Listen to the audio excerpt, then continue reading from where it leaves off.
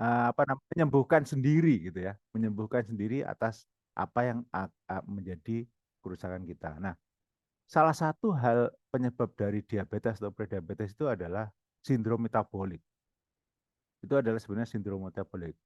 Sindrom metabolik itu kenapa? Sindrom metabolik itu kalau kita itu BMI kita itu over. Tahu kan BMI ya? Indeks massa tubuh. Katakanlah kita kegemukan lah, nah, itu istilahnya gitu. Kalau kita kegemukan, indeks massa tubuh kita itu bisa menyebabkan diabetes, prediabetes, gitu ya. Dan saya kan memang sangat gemuk. Saya kan sampai 96 ya waktu itu, 96 kilo gitu. Sementara tinggi badan saya kan hanya 167. Jadi itu udah termasuk obesitas kalau dihitung dari BMI-nya. Ya, jadi sangat mungkin saya kalau saya biarkan terus ini menjadi diabetes. Nah, itu ya. Nah, akhirnya saya ikut program itu, program Mobi itu. Program Mobi ini unik ya. Satu yang harus dirubah itu adalah pola makan baru. Harus punya pola makan PMB istilahnya. PMB itu pola makan baru. Pola makan baru yang dianjurkan apa sih? Pola makan baru yang dianjurkan hanyalah makan protein dan lemak. No karbo sama sekali. Tanpa karbo sama sekali. Benar-benar sedikit pun tidak ada karbo. Bahkan bumbu aja, bawang putih, bawang merah itu ada karbonnya, itu nggak boleh. Semua tanaman yang termasuk losa-losa kan selulosa, kan tanaman kan losa ya, selulosa, sayur-sayuran, itu nggak boleh. Kenapa? Karena ada karbonnya. Kenapa sih nggak boleh ada karbo? Karena sebenarnya kalau ada karbo, yang bermasalah kalau diabetes itu kan di insulin ya. Permasalahan diabetes itu ada dua. Satu, kan ada diabetes tipe satu, ada tipe 2. Kalau tipe satu itu karena imun atau tubuh memang benar-benar tidak bisa menghasilkan insulin pankreasnya. Itu tipe satu. Itu hanya kurang lebih 5% lah dalam populasi, ya. Tapi yang paling banyak adalah tipe 2. Tipe 2 itu adalah karena pola pola hidup kita gitu loh. Ya, tadi itu yang BMI kita tinggi gitu ya, pola pola makan kita berubah, makanan kita sudah mulai nggak sehat gitu kan. Pola hidup kita nggak beres. Nah, itu bisa menyebabkan sebelah diabetes tipe 2. Nah, diabetes tipe 2 itu disebabkan oleh satu ya, terjadi yang istilahnya resistensi insulin. Resistensi insulin itu pertama bisa saja pankreasnya sudah tidak mampu lagi menghasilkan insulin atau sel-sel tubuh kita sudah tidak bisa menerima, tidak bisa menyerap gula. Ya, insulin ditolak. Jadi ada dua hal nih. Apakah itu nanti ada tesnya? Di lab itu ada tesnya tuh. Tes bagaimana apakah pankreas kita menghasilkan insulin atau sel kita justru yang menolak. Nah, ada dua hal itu, ya. Nah, kalau misalnya katakanlah sel kita itu menolak glukosa. Kan insulin itu tugasnya adalah membawa glukosa. Glukosa kalau kita makan ya, kita makan kan karbo misalnya ya. Itu kan langsung dirubah menjadi glukosa atau menjadi gula darah yang ada di dalam darah. Nah, darah ini, gula yang ada dalam darah ini kan disebar ke seluruh sel tubuh. Untuk bisa masuk ke dalam sel tubuh itu butuh insulin. Nah, cuma karena sel tubuh kita itu menolak, maka menganggap bahwa insulinnya kurang gitu.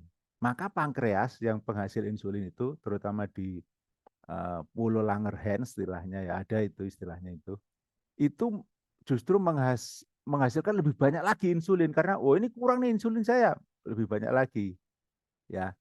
Tapi karena setiap hari, setiap saat seperti itu, lama-lama pankreas kita capek.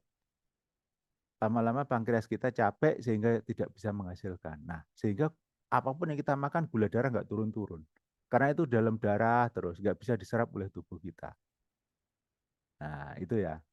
Nah, oleh karena itu, maka ini dia mengambil sebuah pelajaran dari suku Inuit. Tahu ya suku Inuit? Suku Inuit adalah suku Eskimo. Ya, Eskimo yang di Kutub Utara ya. Kutub Utara. Itu kan masuk negara Amerika ya juga Eskimo. Dulu di tahun 70-an hasil hasil ini ya penelitiannya. Itu tidak ada orang Eskimo yang kena diabetes satupun. Kenapa? Karena mereka makannya apa? Makanya kan ikan gitu ya, ikan paus gitu kan, anjing laut gitu, hasil berburu kan, hasil berburu ikan laut, pas anjing laut, ikan-ikanan lah pokoknya. Nggak pernah sekali makan namanya sayur-sayuran, nggak pernah istilahnya makan gula, nggak ada. Tapi begitu di setelah tahun 70-an itu dikenalkan sama Amerika, kan dia masuk negara Amerika, itu makan makanan fast food, gitu kan, gula, manis-manis itu. 20 tahun kemudian, populasi yang di suku Inuit itu 30% kena diabetes setelah itu. Maka diambil kesimpulan sebenarnya orang yang hanya makan protein aja kan kalau ikan itu kan protein ya, ada lemaknya, ada protein. Itu sebenarnya tidak membuat diabetes gitu loh. Maka dari situ eh, kita diwajibkan dengan pola makan baru hanya boleh makan protein dan lemak. Nah, banyak proteinnya, bukan banyak lemak. Kalau diet keto itu kan banyak lemaknya. Kalau ini enggak, ini banyak proteinnya. Kenapa? Karena protein itu adalah yang membangun jaringan tubuh kita, membangun sel-sel tubuh kita kan dari protein. Ya, kebutuhannya protein. Nah, itu satu. Yang kedua itu PMB, jadi apa namanya pola makan baru. Yang kedua adalah intermittent fasting. Jadi PMB dan intermittent fasting ini untuk menekan gula darah. Ya, supaya gula darah kita bagus. Nah, kalau misalnya nanti misalnya nih, kan tubuh butuh otak terutama ya, otak ginjal itu kan butuh butuh karbo tetap ya, butuh glukosa, butuh gula darah kan. Itu didapat dari mana nih? Dari pemecahan tubuh kita itu udah canggih gitu loh. Kalau misalnya nggak ada karbo, mereka akan mecah lemak-lemak kita. Ya, mecah lemak yang ada di dalam tubuh kita, maka perlu intermittent fasting. Ya, dengan intermittent fasting itu kan ada kondisi di mana jam tertentu kalau sudah kita nggak ada karbo yang di ini yang dipakai lagi maka akan membakar lemak dalam tubuh kita. Nah, dan itu teman-teman itu saya lakukan saya kan mulai dari 1 Agustus ya. Dari 1 Agustus saya baru mulai dari mulai program. Di akhir Agustus itu berat badan saya itu sudah turun 11 kilo. Dari 96 berarti sampai berapa itu? Ke 85 ya. Sampai ke 85, berapa lah gitu. Pokoknya saya hitung-hitung itu kurang lebih 10 sampai 11 kilo dalam 1 bulan. Nah, ya. Dan dan kemudian juga saya barengi juga karena saya punya penanda tumor ya kan penanda tumor saya itu CE-nya ya C apa CEA ya kalau penanda tumor itu ya. Penanda tumor itu saya di 9 ya. Nah, saya lihat ya. Nah, saya punya hasil tesnya. Ini bulan 22 Juni ya. Penanda tumor saya itu kalau PSA itu kan penanda tumor di prostat itu saya normal. Prostat normal. Tapi CEA saya itu mencapai 9, 9,2. Nah, 9,2 itu tinggi. Maka saya barengi juga dengan UTSU saya itu perbanyak, terutama UTSU Gold ya. UTSU Gold itu sehari saya bisa 8 saset. Jadi pagi 4, sore 4. Yang biasanya banyak subanya, nah sekarang saya subanya menjadi 4 saset sehari. Jadi pagi itu 2 suba, 4 UTSU, sorenya 2 suba lagi 4 UTSU. Nah, karena kenapa? Karena kalau misalnya saya ingin membuktikan bahwa Utsukushi Gold itu bagus memang untuk tumor gitu loh. Untuk kan dia ada anti tumor kan, ada anti tumor. Sebenarnya saya dianjurkan untuk NK sel terapi. NK cell terapi kan ada apa namanya? Jadi terapi untuk membangkitkan atau memperbanyak jumlah NK cell. Tapi saya pilih udahlah, saya nyoba aja dengan uji Gold ini. Gimana hasilnya? 1 bulan kemudian ya, ini yang terkait dengan tumornya itu. 1 bulan kemudian, saya hanya tes untuk CA saja. Gula darah saya HbA1c saya belum tes karena saya HbA1c yang mau tes selama 3 bulan kan karena itu untuk merata-rata selama 3 bulan kan. 3 bulan nanti saya akan tes. HbA1c saya nggak tes, cuma gula darah itu saya udah mulai normal yang terkait dengan karena setiap hari itu saya tes. Setiap hari kan saya intermittent fasting terus ya, 12 jam, jadi jam 12 itu baru makan gitu. Kan kita berarti kan gula puasa dari jam 6 sampai jam 6 malam sampai jam 8 pagi itu kan berarti sudah berapa tuh? Udah 12 udah 14 jam ya.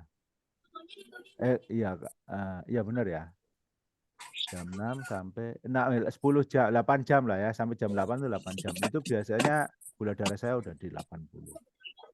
Nah, berarti gula darah puasa udah jauh, yang tadinya itu kalau gula darah puasa itu 100, di atas 100, sekarang udah 80. Nah, kemudian yang terkait dengan yang apa namanya Utsukushi Gold itu di akhir bulan di bulan di pertengahan bulan ya, sorry, iya pertengahan bulan setelah minum Utsukushi Gold itu yang sehari 8 saset, yang tadinya 9 itu saya cek tes lab lagi itu sudah turun menjadi 7,2. Jadi sudah ada penurunan. Nah, artinya apa? Artinya berarti benar-benar Utsukushi Gold itu patenya bekerja gitu. Patenya bekerja. Nah, ini nanti saya akan tes lagi, nanti akan saya cek lengkap gimana kondisi kimia darah saya gitu ya. Kimia darah, kemudian kalau yang terkait dengan glukosa itu udah oke lah, sudah oke. Nah, saya coba eh, apa namanya makan yang ada karbohidratnya dikit, meskipun nasi sama sekali enggak ya. Ada karbohidratnya gede sih, makan apa makan. Kan karena kalau misalnya kita kondangan itu kan nggak mungkin ya. Kita kondangan kan pasti ada makanan-makanan, tetap saya milih makanan yang protein aja, tapi kan itu masih ada karbonya kan. Misalnya apa namanya makan ikan apa itu yang ada tepungnya dikit gitu kan. Kita makan itu. Nah, itu saya cek tuh sampai rubah. Saya cek lagi berapa sih kenaikannya setelah 2 jam kan, habis makan setelah 2 jam saya cek gula darahnya. Oh, ternyata naiknya nggak tinggi, nggak sampai di atas 100. Paling sampai 90. Oh, berarti berarti tubuh saya sudah mulai bagus nih artinya. Ya, meskipun ada kontaminasi karbo-karbo dikit itu masih di bawah 100. Nah, itu kan. Nah, ini tapi tetap saya teruskan. Nah, permasalahannya adalah gini, teman-teman.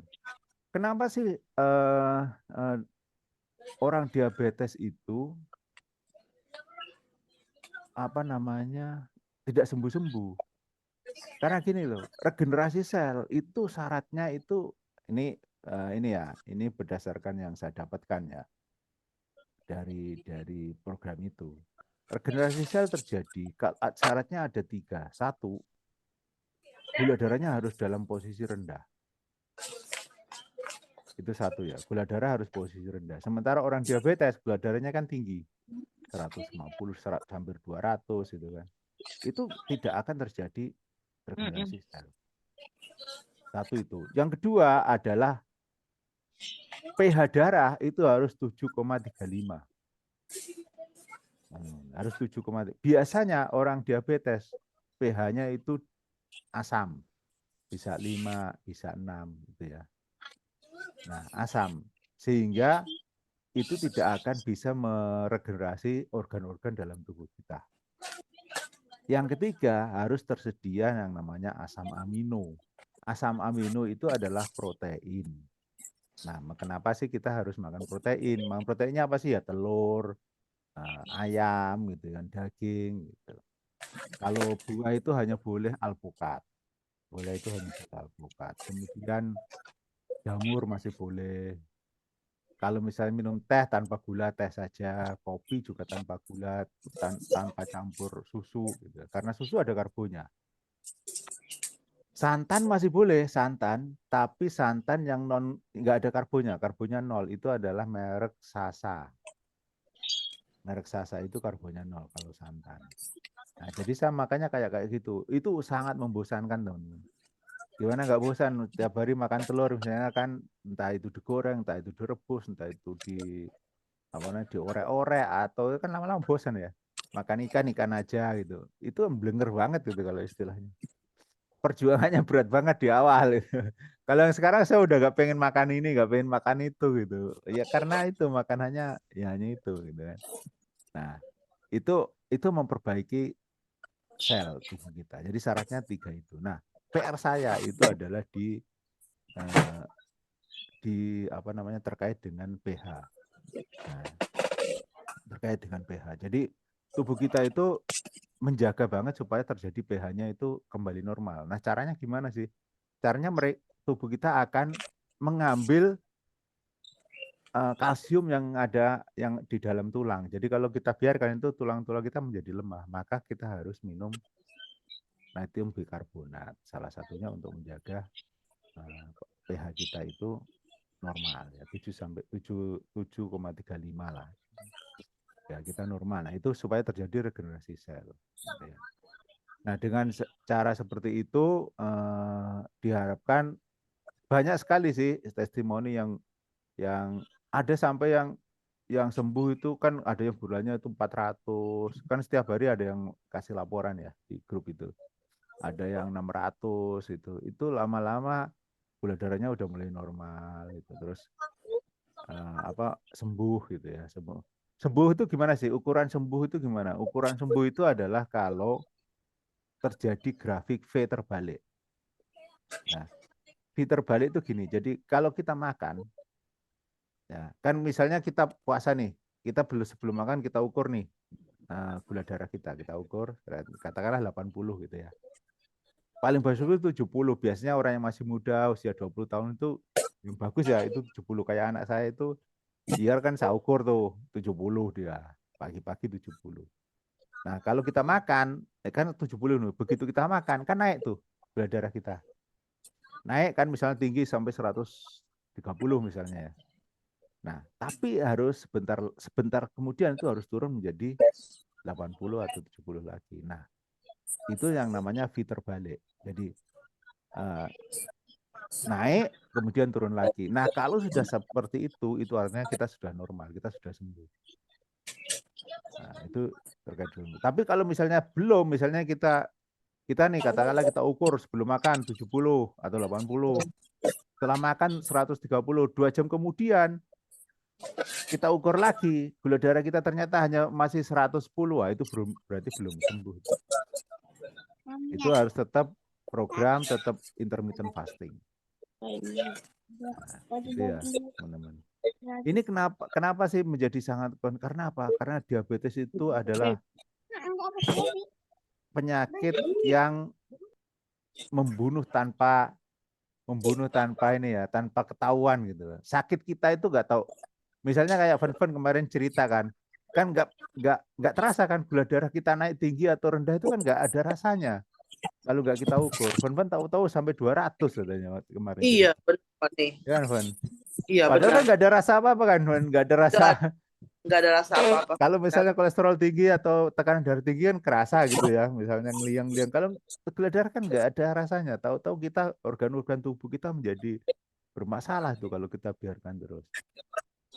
Nah, itu. Jadi teman-teman sebaiknya sekali lah kita ukur gitu ya. Gula darah puasa tuh gini, jadi puasa dari jam 6 nggak usah makan, tapi minum air putih boleh. Ya, nanti sampai jam 8 ke lab atau kalau punya alat tes sendiri, tes sendiri. Nah, itu ukur berapa. Kalau itu sampai di atas 100, wah itu udah berarti itu tanda-tanda tuh. Ya, nah Kak itu Elisa, boleh tolong di mute kah? Kak Elisa. Maaf Kak Elisa. eh, Oh iya, sudah. udah Thank udah you, Pak. udah gemut. Nah, ya gitu ya teman-teman itu pengalaman saya. Jadi Sekarang saya ini beratnya sudah 84 kemarin yang aku ukur. 84 kemudian kan kalau kita punya alat tes yang timbangan yang dari perusahaan lama itu kan bisa ngukur apa namanya kadar lemak kita berapa gitu, lemak tubuh kita berapa, lemak perut kita, lemak perut saya itu sudah turun 2 kilo berarti kalau sebelumnya. Nah kemarin tuh udah turun sekilo lagi gitu. Jadi sekarang 17, gitu. Tadinya kan sampai 19 gitu. Udah turun 2 kilo, udah 17. Nah, Keren. seharusnya itu 5. Jadi permasalahan masih ada di perut nih. Masih ada di perut. Jadi pencegahannya apa sih yang teman-teman lakukan? Pertama adalah pola makan baru, yang kedua adalah olahraga. Karena olahraga itu adalah akan menyerap apa namanya? Gula-gula darah kita itu, sel-sel tubuh kita menjadi lebih aktif dan kita menyerap gula darah kita yang ada di dalam darah. Itu ya, itu teman-teman. Jadi teman-teman bisa ikut programnya JNI. Nah, kalau misalnya nanti sudah normal, karbonnya itu hanya 20%, teman-teman. Baiknya 20% karbo, sisanya protein lemak. Nah, itu bisa dicek pakai aplikasi juga ada, misalnya sayuran sekian itu karbonnya berapa, itu ada aplikasinya. Kalau sekarang ini kan aplikasi udah banyak banget ya. Nah, seperti itu untuk menjaga tubuh kita itu normal gitu ya. Tubuh kita sehat. Kan semakin lama semakin usia kita bertambah itu kan semakin sel-sel tubuh kita kan semakin menua gitu ya. Nah, bagaimana supaya kita menjadi sehat.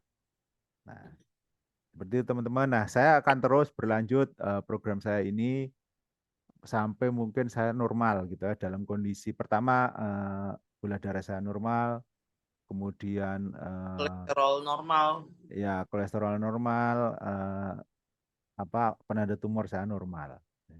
Berarti sebenarnya saya ada tumor. Kemungkinan saya ada tumor, tapi saya belum cek. Kan eh, penanda tumornya kan ada banyak kan. Sebenarnya loh CEA apa gitu untuk melihat tuh ininya di kolon kah, di manakah, ya, itu ada. Cuma saya baru hanya CEA-nya aja. Nah, itu sudah turun. Nah, saya harapkan itu turun lagi gitu ya. Karena ternyata kalau orang yang diabetes itu bisa bisa kemungkinan akan ada tumornya. Karena saya punya tetangga itu yang dia sudah diabetes. Dia ikut ikut program MOBI ini juga. Ternyata dia itu punya tumor di ginjal. Jadi di ginjal itu ada tumornya tuh. Ada tumor di ginjal sampai 14 cm besarnya gitu. Nah, waktu itu dia cari dokter, semua dokter yang bisa itu untuk, karena kalau misalnya kalau yang dulu itu kalau misalnya ada tumor di ginjal, ginjalnya yang diambil sama tumor-tumornya. Nah, kemudian dia menemukan bahwa sebenarnya tidak harus ginjal diambil, separuh ginjalnya diambil juga masih bisa itu. Dia dia menemukan itu di Jerman gitu ya, di Jerman.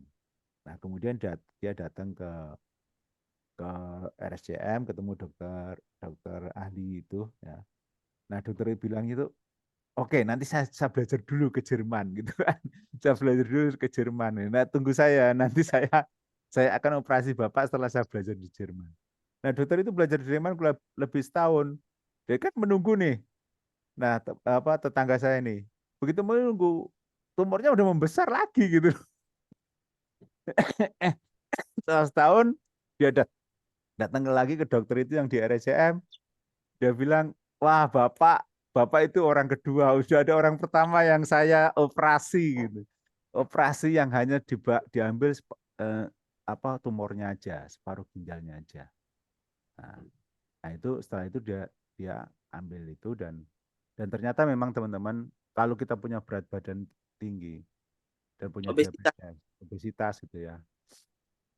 Kalau kita menurunkan hanya ini hasil riset ya, hasil riset dari Harvard yang saya baca, kita menurunkan 6% aja dari berat badan kita, itu sudah memperbaiki metabolisme tubuh kita.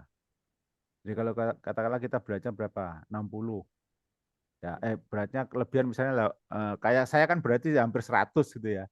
Hampir 100. Nah, kita turun aja sampai 10 berarti 90 misalnya gitu. Itu sudah memperbaiki. Kayak 96, saya turun sampai 85. Itu sudah memperbaiki metabolisme tubuh kita. Nah, dan memang kondisinya tekanan darah saya jadi normal. Ya, setelah gula darah normal, tekanan darah saya cek itu saya normal. Tadinya kan selalu tinggi tuh, tetap aja 130.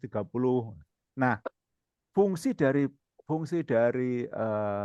subarasi dan usukusi itu adalah mempercepat atau booster kita memperbaiki sel tubuh kita, terutama subarasi. Subarasi kan patahnya adalah regenerasi sel kan.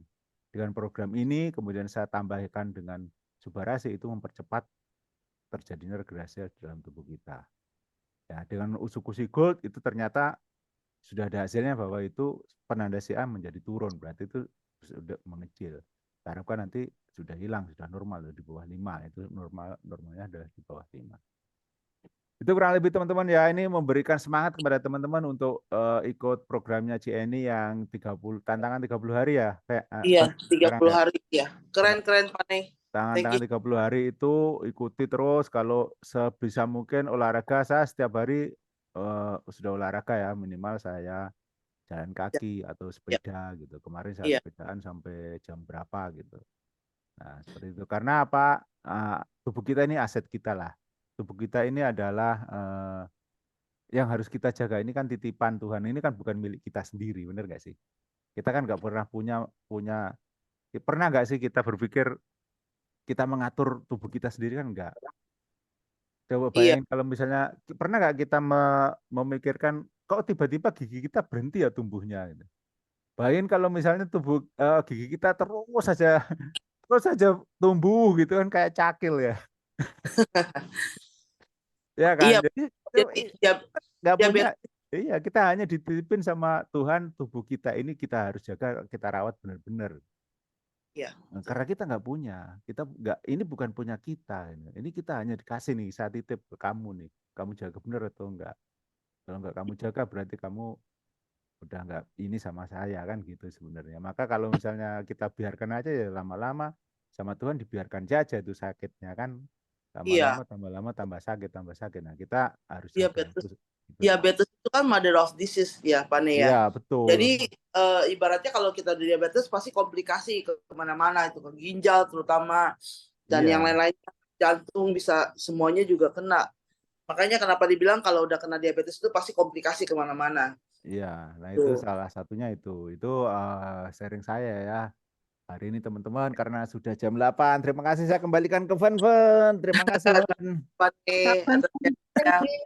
Kapan izin nanya dikit boleh nggak ke Pak Ne ini Oh silakan terkait silakan Kak Mona. Aku baru mau buka tanya jawab. Ya ini silakan kayaknya Kak. penting banget supaya ini juga buat kita ke depan semua ya. Pak Ne tadi menyebutkan ada 3 syarat untuk regenerasi sel. Yang Hmm. pertama adalah bahwa gula darah harus rendah. Yang kedua dan ketiga saya tadi terlewat Pak Ne, tapi mohon izin jadi bertanya, bagaimana jadi konsep untuk subarasi terhadap regenerasi sel gitu? Kalau memang dia sudah gula darahnya tinggi Pak Ne. Tadi boleh diulang lagi Pak, tadi tiga, tiga apa namanya, tiga Iya. Jadi syarat conditional. terjadinya regenerasi sel itu adalah satu, gula darah harus dalam kondisi rendah. Ya. Yang kedua, kimia darah, pH darah Darah. itu harus 7,35. Jadi tidak boleh asam. Karena kalau asam itu nggak bisa memperbaiki regenerasi sel. Yang ketiga, harus tersedia asam amino.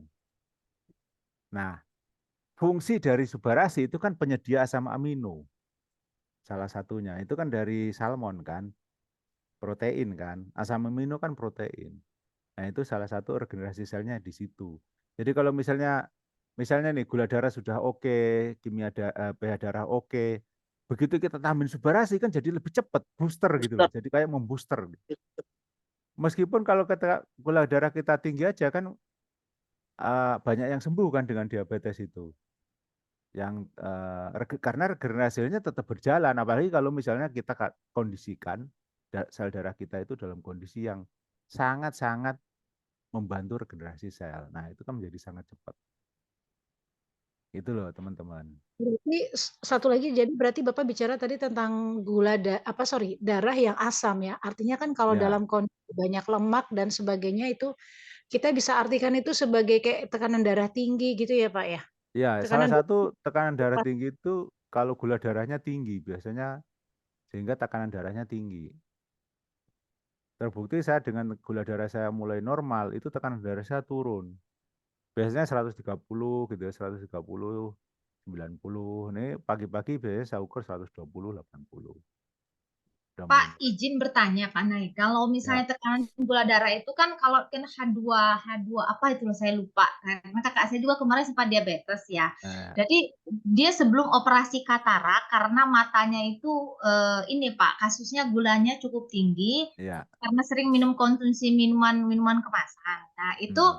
kemarin sebelum operasi katarak, Rumah Sakit Cicendo Bandung itu menyarankan dia itu 3 bulan sebelum melaksanakan operasi itu gula darahnya itu harus dinormalkan. Hmm. Jadi maksud saya gini Pak, apa nggak suatu terlalu dini kita mengatakan gula darah itu turun dalam jangka waktu 1 bulan, sedangkan kalau untuk melihat perubahan itu kan 3 bulan pertama dulu Pak, melihat dari puasa rutin dia tidak mengkonsumsi dan dibantu dengan semacam glukopan nggak Pak Bapak? Tetap maksudnya Bapak tetap mengkonsumsi Subarasil Sugusi, tapi Bapak mengcombine dengan obat yang penurun gula gitu nggak dari dokter? Enggak. Izin Pak. Oke, jadi kalau saya tidak minum obat gula darah ya, meskipun dikasih sama dokter.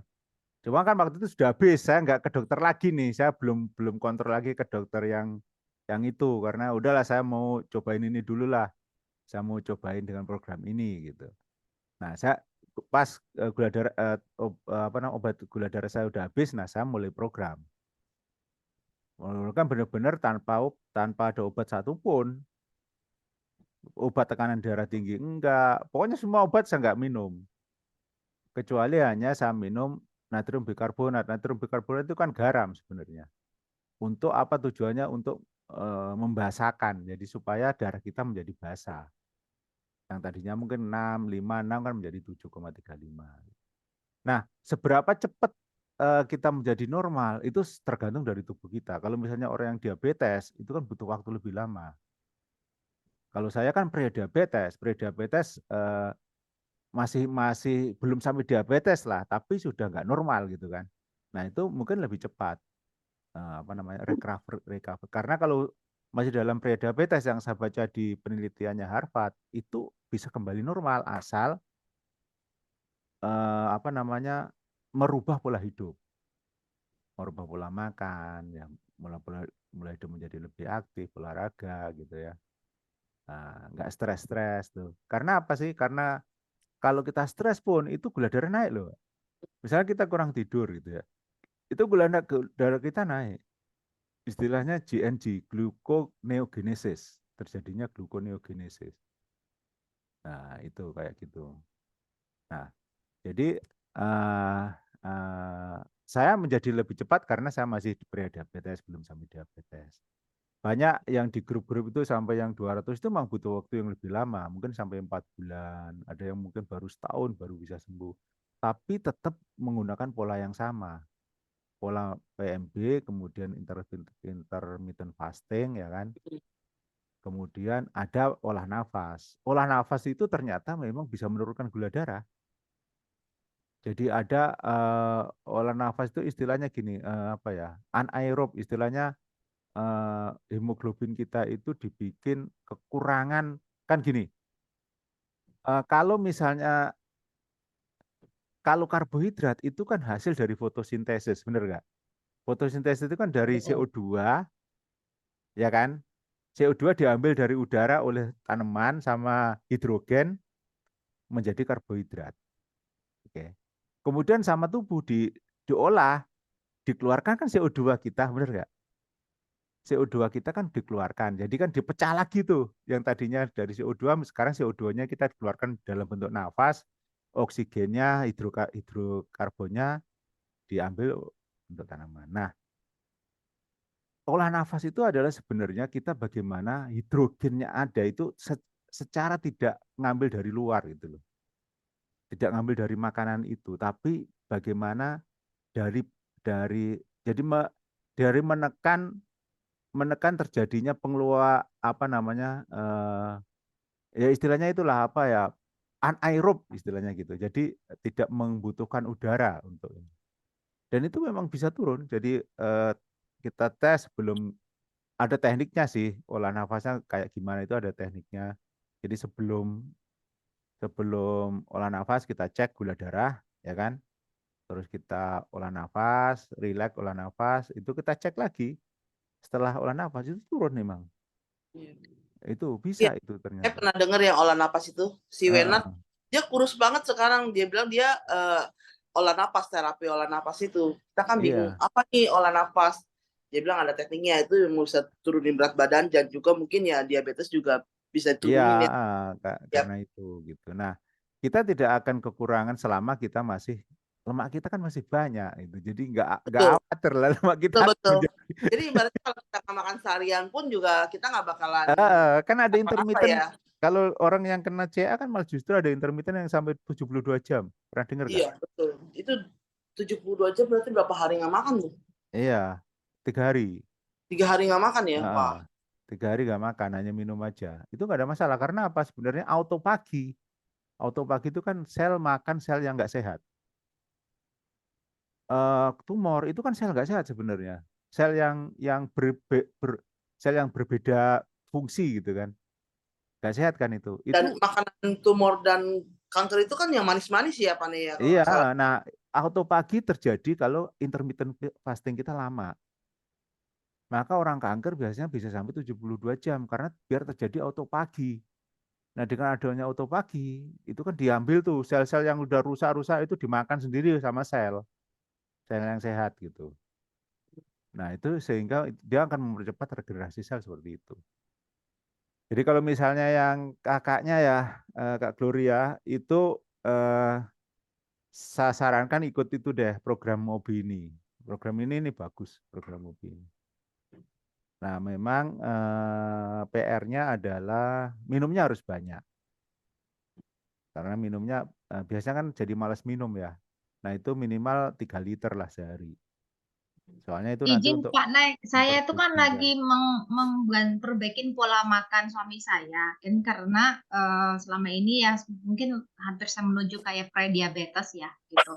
Jadi saya mengedukasi dengan makanannya rebus-rebusan. Tapi kalau seperti Pak Nay bilang ternyata karbohidrat apapun yang sedikit pun itu bisa jadi naik, walaupun karbohidrat dan disarankan dari sayur pun ternyata bisa mengandung karbohidrat, berarti sebaiknya rebus-rebusan seperti kentang atau apa sebaiknya nggak usah kita Nggak usah, edukasi, nggak nggak usah. nggak usah. Karena sebenarnya makan yang berminyak nggak masalah.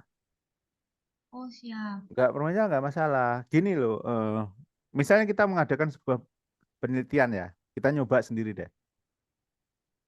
Kan kalau karbohidrat kan gula, bener nggak? Siap, Ya betul. kan? Nah, yang satunya lemak, oke?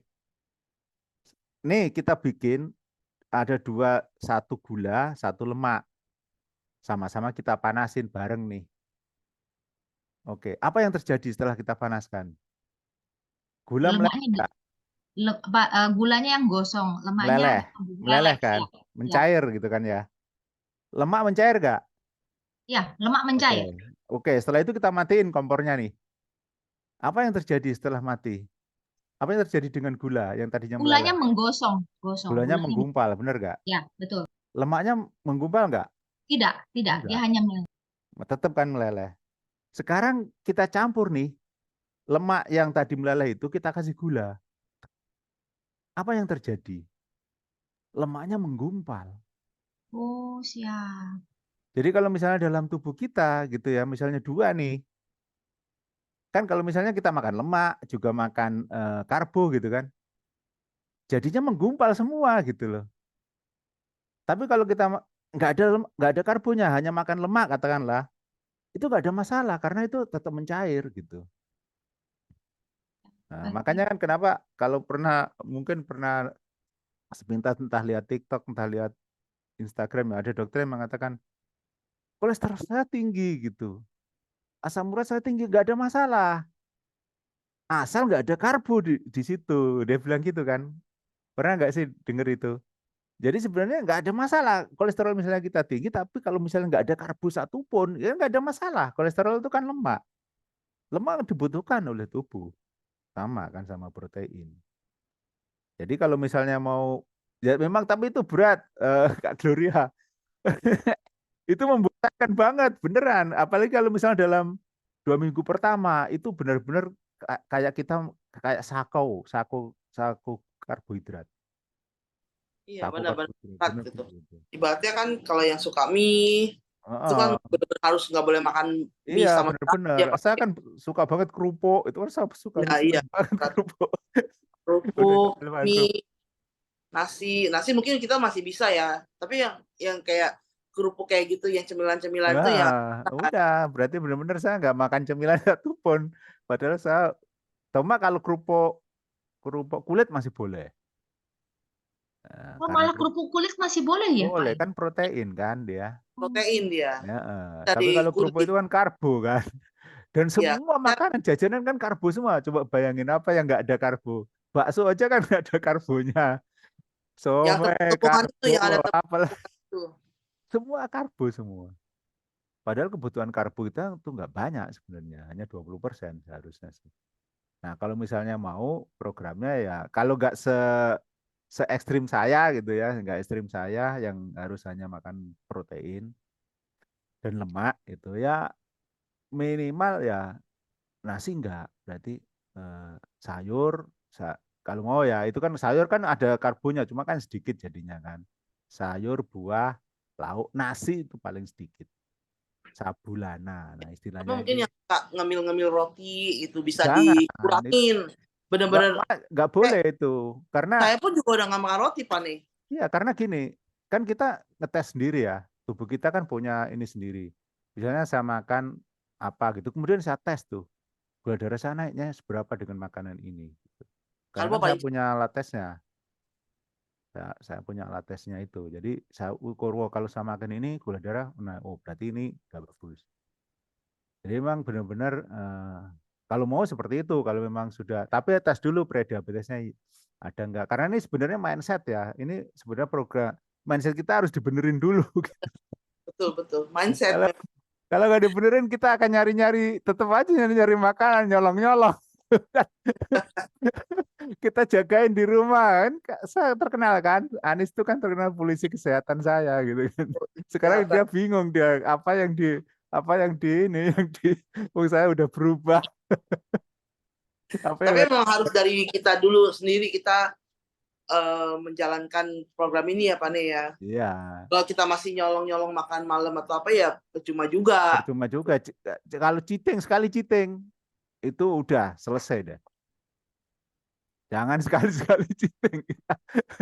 Beneran, kalau sekali cheating udah enak kan soalnya itu. Ya itu memang karbo itu racun yang mengenakkan istilahnya.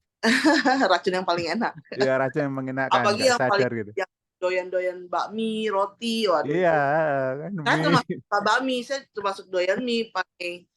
Ya, Aduh, makanya itu lumayan berat. waktu ke Jepang saya tersiksa banget tuh di makanan. Makanan kan sana ramen, dia nggak ramen, terus waduh Iya. makanan enak-enak semua nih. Apalagi saya itu kan pengen explore kan, sukanya kan nyoba-nyoba makanan gitu loh. Ke daerah tertentu saya nyoba makanan apa, itu tuh udah terpaksa saya makan apa sashimi, terus dagingnya aja itu udah cuma 2 potong, kalau ada telur saya makan telurnya gitu. Yang lainnya makan ini. Tapi setelah itu saya tes gitu kan, sampai hotel saya tes, saya cek darah. Saya kan bawa itu ke Jepang, saya bawa itu alatnya. Saya cek darah, oh sampai 100, oh, berarti udah oke lah. Kan meskipun kan pasti terkontaminasi ya sama bumbu-bumbu sama ini kan Iya. terkontaminasi. Cuma nggak banyak ya mungkin Makanya ya. jadi berarti masih oke lah. Ya oke. Iya, iya. Itu sih Terima kasih Kak Pak nih. Gloria. Mungkin Terima kasih Pak Nay masukannya. Luar biasa. ada pertanyaan lagi mungkin ini apa ya? Ada yang nanya nggak? Kurang banyak waktunya. Pak Fanfan dikit. satu lagi Kak Van buat Pak Ne nanya lagi. Pak, itu ketika gula darah itu kan ada yang mengatakan nggak boleh turun drastis ya. Jadi ketika misalnya katakan dengan treatment yang kayak tadi tuh Pak, itu apakah tidak membahayakan tuh Pak tiba-tiba seperti itu? Tubuh Jadi kita, gulanya jadi gitu. gini, tubuh kita sangat pinter, Mbak. Tubuh kita itu pinter banget. Dia punya mekanisme yang menjaga banget supaya gula darah kita itu tetap di ambang situ, nggak nyampe ngedrop sampai 50 atau 40 tuh nggak nyampe. Meskipun yang saya alami nggak sampai saya mengalami hipo nggak. Karena kalau begitu gula darah kita turun, tubuh kita akan mencari nih gimana supaya gula darah kita itu dalam kondisi yang normal. Maka dia akan mecah lemak dengan apa? Dengan hormon glukagon. Jadi di pankreas itu bisa menghasilkan dua hormon. Satu hormon insulin untuk membantu apa namanya gula darah kita menyerap gula darah. Yang kedua adalah glukagon. Nah, glukagon itu akan membantu mecah lemak untuk menjadi gula darah gitu. Karena apa? Karena tetap gula darah itu penting. Karena apa? Otak kita itu butuhnya gula darah. Kalau nggak ada gula darah sama sekali, ya otak kita macet, udah nggak bisa. Ginjal itu juga butuh gula darah. Ya. Kalau boleh nambahin Gitu. pertanyaannya Kamona, kalau yang untuk prediabetes nggak apa-apa kalau misalnya kita mau ikutin intermittent. Tapi kalau untuk yang diabetes, itu kemarin kan saya ada konsul ke dokter gizi waktu antar mama saya berobat ke dokter kan. Nah kalau untuk diabetes itu nggak boleh, karena gula darahnya nggak boleh drop. Karena kalau drop, dia kemarin bilang apa ya? Dia bilang kalau Hipoglikemia. diabetes, porsi makannya harus diatur. Pola makannya, jadi harus ada pagi, breakfast, ada selingan, makan siang, itu porsinya dikit. Tapi nggak boleh yang kayak itu kan kita kan puasanya kan 18 jam ya. Itu nggak boleh kalau orang diabetes. Tapi kalau pre-diabetes masih boleh. Karena nggak boleh drop banget gulanya. Tuh. Kalau khusus untuk diabetes ya, Kamona ya, lebih baik atur pola makan. Kayak pagi-pagi jam 6 udah makan. Tapi dikit-dikit ntar jam 8. Saya bilang kalau mami kan dia kan nggak makan terlalu pagi, jam 6. Mungkin jam 8, nanti ada selingan jam 10, makan siang jam 12, selingan jam 2 gitu. Diatur. Nah kalau malam lebih baik sama sekali nggak makan. Itu mendingan. Jadi malam-malam tuh cuma air aja bolehnya. Gitu. Thank you Kak Van. Izin Pak Ne, hari Minggu malam ayo kita talk show yuk. Terus kemudian nanti kita cari satu dokter untuk kita ngomongin tentang gula darah ini ya, Setuju. terutama. Semangat saya kalau Pak Ne jadi pembicaranya. Tapi gini, ilmu Ya. ini kemungkinan di kedokteran nggak berbeda loh. Yang saya alami ini berbeda. Kalau saya baca di beberapa penelitian Harvard itu dia nggak kenal dengan ini. Iya, tapi kalau intermittent itu Ya kalau intermittent ya tetap kenal. Cuma kalau misalnya yang benar-benar no karbo itu karbo lihat aja itu nggak ada di kedokteran. di dokter. Naturopati istilahnya, bukan Narutopati ya. Kalau kan Naruto. Mereka emang saranin juga sih, maksudnya karbo nggak boleh banyak-banyak. Saya kan Iya, juga tapi gini Cek, gitu. tapi masa gini, apa yang diperbuat oleh Pak Ne itu sangat ekstrim gitu kan, yang notabene dalam logika kedokteran itu terlalu apaan, Itu memang tidak masuk dengan logika, karena pasti dari segi medis dokter juga akan mengedukasi, ya itu karbo tetap perlu, statementnya dokter pasti demikian ya Pak Ne. Iya. Tapi yang merasakan kondisi saat ini adalah Pak Ne sendiri, bahwa dengan Pak Ne sedikit Naruto gitu ibaratnya, benar-benar ekstrim, luar biasa. Perubahan siapa tahu dengan pengalaman Pak Ne ini bisa jadi masukan dalam dunia medis Pak Ne. Why not gitu loh. Iya, kalau naturopati jadi Naruto. Naturopati itu kalau di dalam ilmu kedokteran kan masih komplementer. Istilahnya itu pengobatan alternatif gitu loh. Jadi belum masuk dalam bidang subkedokteran. Jadi kedokteran dia tidak menganggap itu sebagai pengobatan yang apa istilahnya yang formal itu loh, yang mainstream gitu kan. Ini di luar mainstream. Kayak gitu, nggak sama seperti misalnya gini, hipnoterapi itu kan sebenarnya pengobatan, hipnoterapi klinis ya. Hipnoterapi klinis itu kan sebenarnya pengobatan tapi tidak masuk dalam kedokteran. belum dianggap sebagai ini. Di dunia psikologi juga belum dianggap gitu. Tapi itu adalah alternatif jadinya. Tapi banyak sekali dengan hipnoterapi itu yang kalau dengan psikolog itu bisa bersesi-sesi, hanya dengan hipnoterapi satu sesi sembuh. Gitu, Ya, itu Pak Nek, kayak gitu jadi sih. Jadi nah ini kalau misalnya nanti diadu dengan dokter ya terjadi perdebatan gitu maksud saya. Mungkin cari yang dokter Kita AFC punya aja. ilmunya kan Jangan hanya cari dokter pengalaman. AFC saja. Dokter AFC kan. Cari dokter AFC. ya, Dokter muslim ya Bu, Kak Mona, dokter muslim pasti connect nih sama Pak Ne itu, karena dokter muslim kan sering menangani kasus cancer ya, bagus banget kalau kombinasi sama Pak Ne. coba kita ngobrolan nih Kak Gloria habis ini ya, kita cari mana, maksudnya gini kan, cari kita mana yang terbaik polanya. Saya jadi teringat juga yang dikatakan Pak Ne, jadi ingat bahwa beberapa tahun yang lalu kan keto itu kan, diet keto kan emang lagi ngetop tuh, yang Ya. kemudian sempat waktu itu juga yang apa namanya, siapa tuh yang Deddy Corbuzier ya. Deddy Corbuzier. Dia sebelum OCDC kan dia waktu itu diet keto gitu ya. Tapi kemudian banyak yang menghentikan keto itu karena terbukti katanya, ini tapi saya nggak tahu, terbukti katanya setelah sekian waktu yang mana dia menyusut dengan cepat berat badan, berat massa tubuh, itu ternyata bisa membunuh sel-sel yang lain sehingga akhirnya nggak boleh kebablasan dan langsung segera ubah lagi gitu.